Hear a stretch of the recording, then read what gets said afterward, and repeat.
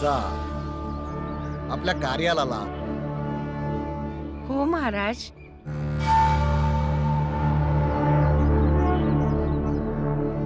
आणि तू माझ्या निवासस्थानी जा, तिथे साफसफाई कर.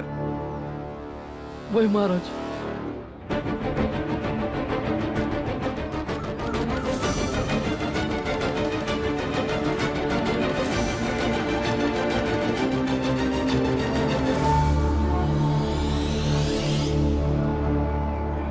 आता तू स्वतः या वड्याचं चीक बेलाच्या केसात टाकायचं. त्यानंतर तिच्या केसात जटा तयार व्हायला लागतील. त्या देवाच्या इच्छेचे प्रतीक असतील आणि त्याचा फलस्वरूप ती देखील देवाची दासी होऊन जाईल, तुम्हा दोघींसारखी.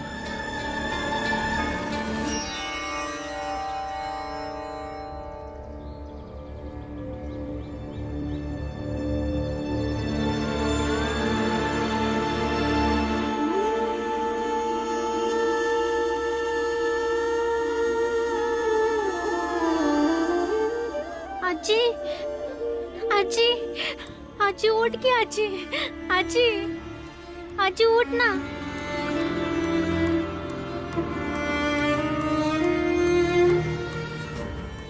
वैद्यबुवा, वैद्यबुवा, माझी आजी का नाही उठत आहे? माझी आजी का नाही उठत आहे? त्यांचा उपचार सुरू आहे ना म्हणून. पण काळजी करू नकोस, लवकरात लवकर त्या तुझ्याशी बोलू लागतील. पण कधी वैद्यबुवा? आता फक्त मी तुला एवढंच सांगेन की त्या लवकर बऱ्या होतील. हा, बस काय बी झालं तरी माझी आजी बरी झाली पाहिजे. काय तुझी आजी बरी होईल बघ. पण तू अशी रडायला लागलीस तर त्यासने बरं नाही वाटणार. आता त्यासने आराम करू दे. आपण उद्या येऊ त्यासने भेटाया. चल. चल दूर आहे, दूर आहे.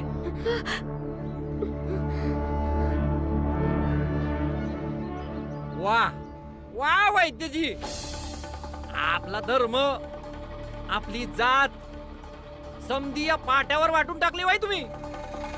तुम्ही जरा बी विचार नाही केला.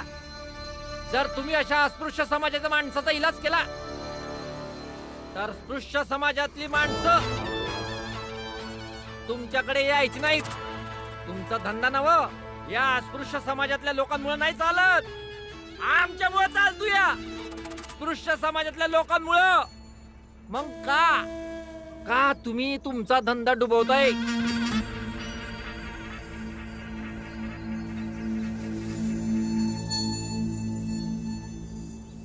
वैद्यजी,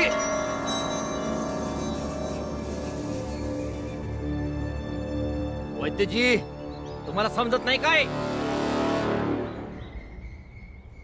हे बघ, वैद्य जेव्हा पाट्यावर काही वाटत असतो ना, तेव्हा फक्त जीवन रक्षक औषधच तयार करत असतो. आणि माझा अनुभव जो आहे की जीवन रक्षक औषध अस्पृश्य आणि स्पृश्य यांच्यात अजिबात फरक करत नाही. तर मग मी फरक करणारा कोण? आणि वैद्यकारी का फक्त धंदा नसतोय.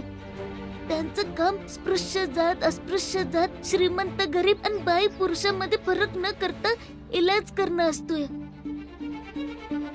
आणि तुम्ही बी तुमच्या बारक्यासाठी औषध घ्यायला आलाय ना वैद्य बुवा. तुम्ही ह्यासनी बी औषध द्या. मी औषध आणतो. भीमराव, लय बोललास तू. तुला तर म्या नंतर बघतोया. एवढ्या दिवसापासून आपण दोघं बघतच तर आहोत. आम्ही बघतोया का आम्ही जिवंत राहू नये म्हणून तुम्ही समजे लय प्रयत्न करताय. आणि तुम्ही हे बघताय का आम्ही संघर्ष करू शकतो आणि करतोय बी. हे चालतच राहील. आणि हे सोडून दुसरं काय बघायचं राहिलंय? याच्याशिवाय की पुरंजन काका कुठे आहेत?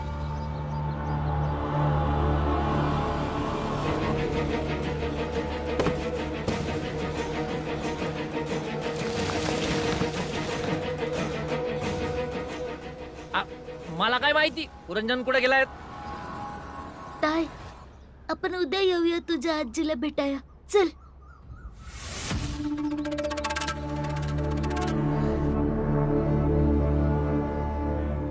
हे घ्या, सकाळ संध्याकाळ कोमट पाण्यातून देत जा. जखम बरी होईल.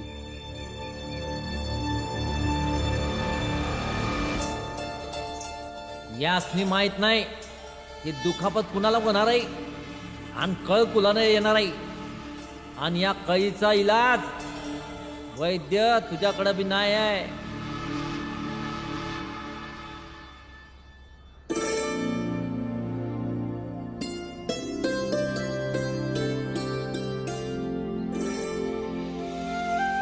आपण एक काम करूया,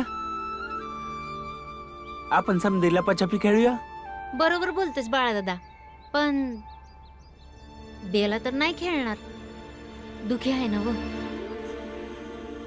असं नाही आनंद दादा, आम्ही बी दुखी आहोत ना. आणि बाबाच तर बोलतात का दुःखाला झेलण्यासाठी कवा कवा दुःखापासून लक्ष हटवावं बी लागतं. त्यामुळे आम्ही बी खेळणार आणि बेला ताई बी खेळणार. ताई खेळणार ना? खेळ ना बेला. वय बेला खेळ की. ताई खेळ ना ग.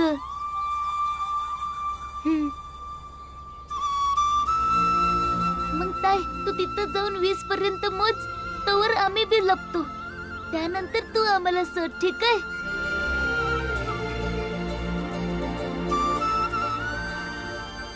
डोळे बंद कर ताई. ताई आम्ही लपाया जातोय, ठीक आहे? ठीक आहे. चल लपूया. हा चल. हा चल. 1 2 3 4 5 6.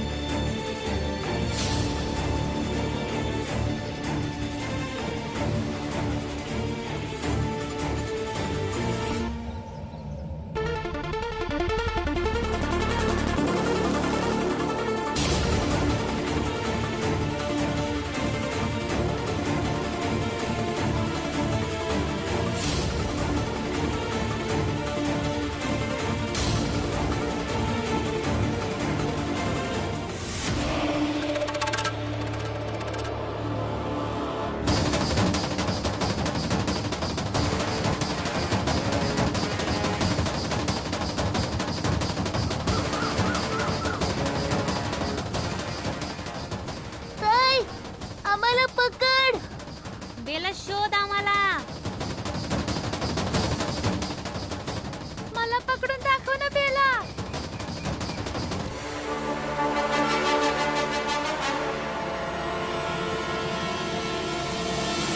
महाराज, आमच्या समद्याच्या वतीनं जेवून घ्या तुम्ही. नक्कीच.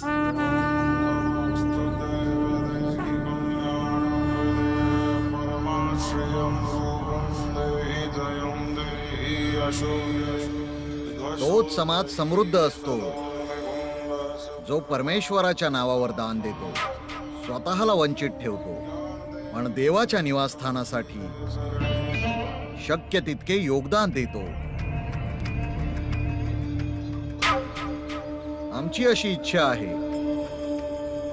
की तुम्ही सगळे लोक आपल्या आपल्या क्षमतेनुसार, मग त्या मुद्रा असतील, धान्य असेल, कष्ट असेल, दान द्या. आता या गावात आम्ही जास्त वेळ नाही थांबणार आहोत.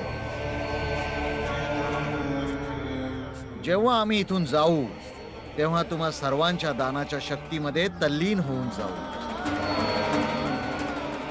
आम्हाला असं वाटतंय की जेव्हा जेव्हा आम्ही देवासमोर प्रार्थना करायला बसू तेव्हा तेव्हा प्रथम आम्ही फक्त तुमच्यासाठीच प्रार्थना करू. सर्वज्ञ महाराजांचा, सर्वज्ञ महाराजांचा, सर्वज्ञ महाराजांचा. अवश्य महाराज, अवश्य. उद्या आम्ही सगळे मिळून आपापल्या क्षमतेनुसार जे काही असेल तुमच्या निवासस्थानावर पोहोचवू.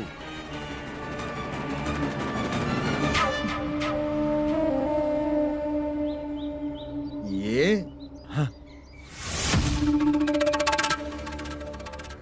महाराज ह्या पानावरच्या उष्ट्या जेवणाने सर्वांचं दुःख नष्ट होईल. परंतु एक एक करून या. ये ये ये.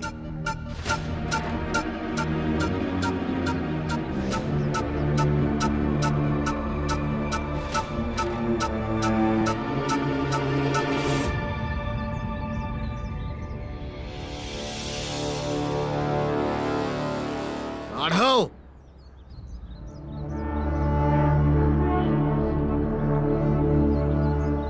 काय झालं महाराज?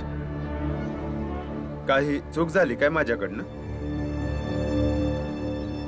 एक मन धान्य घेऊन ये. सगळ्या चुका सुधरून जातील.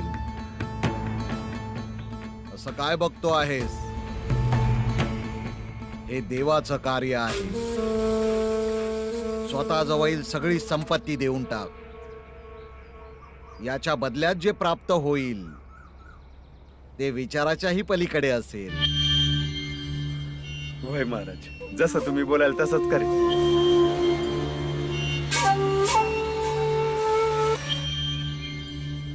बेला आमच्या सोबत यायला तयार झाली की मग ह्या गावातून निघून जाण्यातच फायदा आहे. दाण आणि दासी दोघही मिळतील. प्रभू सुद्धा आनंदी आणि गाववाले सुद्धा आनंदी.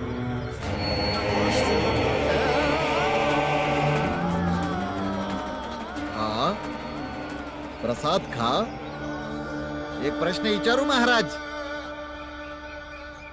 तुम्ही या समध्यासनी प्रसाद तर दिलात, पण हे नाही सांगितलं की हा प्रसाद खाऊन नेमकं काय होणार आहे. ऐक कुलकर्णी, तू इथं काय करतोयस? चल बाहेर निघ. शांत. आत्मापर्यंतची शुद्धी होईल. परंतु तू या गोष्टीला नाही समजणार. तू धर्मविरोधी आहेस, जात विरोधी आहेस, कुळोच्या विरोधात आहेस. तू अधम आहेस. एका अधमची आत्मा मेलेली असते. जर असं असल तर ठीक आहे, खावा तुम्ही हा प्रसाद आणि तुमच्या आत्म्याच्या खऱ्यापणानं हे बी सांगा की पुरंजन कुठं आहे.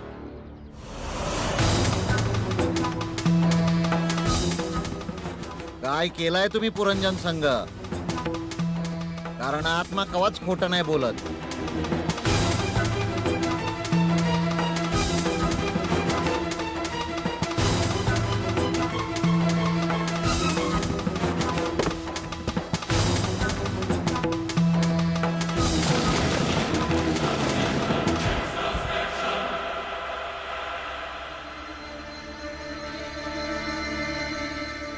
हा प्रसाद.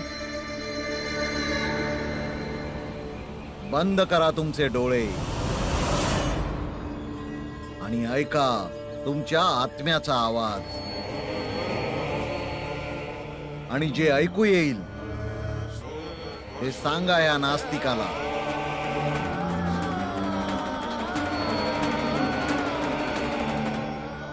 हा हा सांगा. मला बी माहितीये की महाराजांसारखं तुम्हाला बी माहितीये की पुरंजन कुठं आहे ते.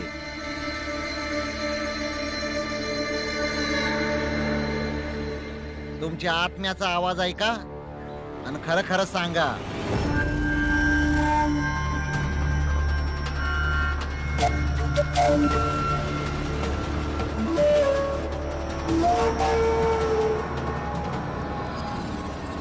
हे लोक आता आपल्या आत्म्याचा आवाज ऐकतील, पण बोलणार काहीच नाहीत.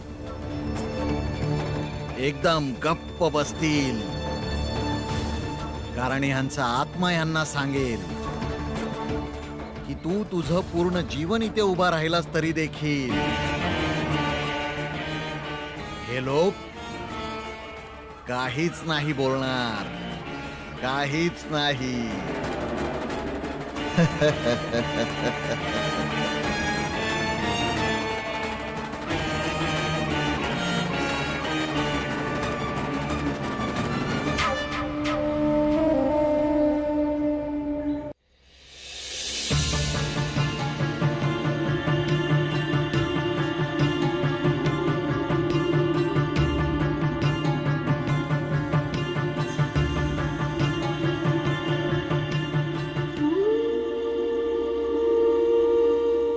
काय झालं माझ्या भावलीला? आजी केस विंचरताना खूप दुखतायत. आण मी इंचरते.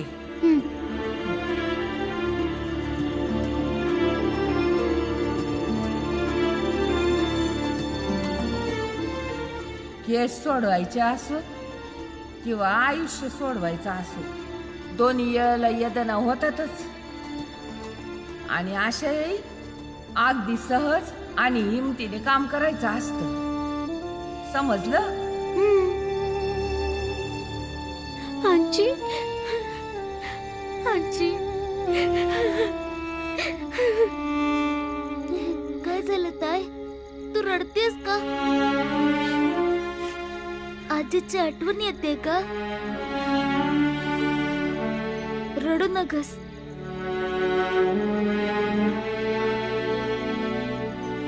काय झालं बेला? अशी केस सोडून का बसली आज? गंगा, मला वाटतं तिला केस इंचरता येत नाहीत. केस तर म्या बांधून दे. वय बेला, भीम लय चांगली येणी बांधतो. समद्या बहिणींची येणी ह्योच बांधायचा. वय ना आत्या? हा, आणि माहितीये बेला, भीम आहे ना, डोक्यातल्या उवा बी लय भारी काढतो. अगं आत्या, समद्यांच्या केसात उवा नसत्यात, फक्त तुमच्याच केसात आहेत. आता वाटतंय तुला मारच नाही मिळालाय लय दिवस. असू दे आत्या, भीमला काही बोलू नका, नाहीतर तर तुम्हाला छळायला लागल. ताई, हे तर खरं आहे. यात छळण्याची काय गोष्ट आहे? आणि आत्या, आपल्या दोघांमध्ये हे असं चालतं ना? लहानपणापासून आता पतूर काय कमी त्रास दिलास तुम्हाला? अरे तूच काय? अरे तुम्ही समजायला त्रास दिलाय मला. हा, पण पोरांनी त्रास देणं बरं वाटतंय. भीम, बघच तू, जेव्हा मी आणखी म्हातारी होईन तेव्हा तुला आणखी त्रास देईन. भीम, अरे हळू. ताई, केसाचा गुत्ता सोडवणं आणि जीवन समजणं दोघांमध्ये लय तरस होतो. पण अशा परिस्थितीत लय धाडस करून हिमतीनं काम करायचं असतं. माझी आजी पण हेच बोलायची. मग आमचा भीम कुठल्या आजीपेक्षा कमी आहे होय? काय आत्या? भीम, नीट केस इंचरा. मी जाऊन वहिनीला स्वयंपाक करायला मदत करते.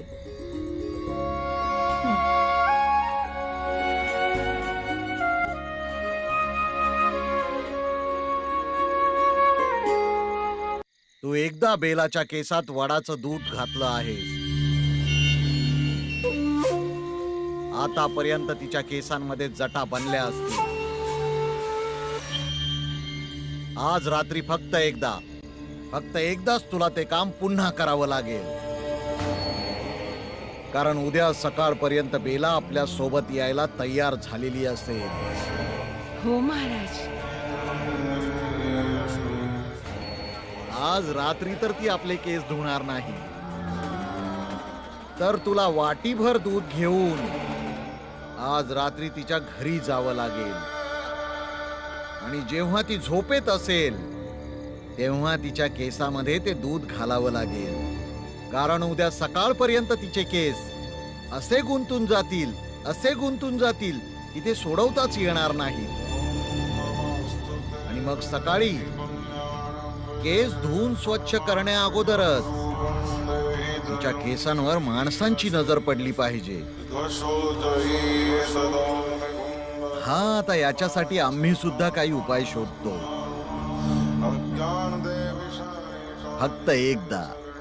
फक्त एकदाच गाववाल्यांची नजर तिच्या जटांवर पडली तर ते त्याला प्रभूचा संकेत समजतील.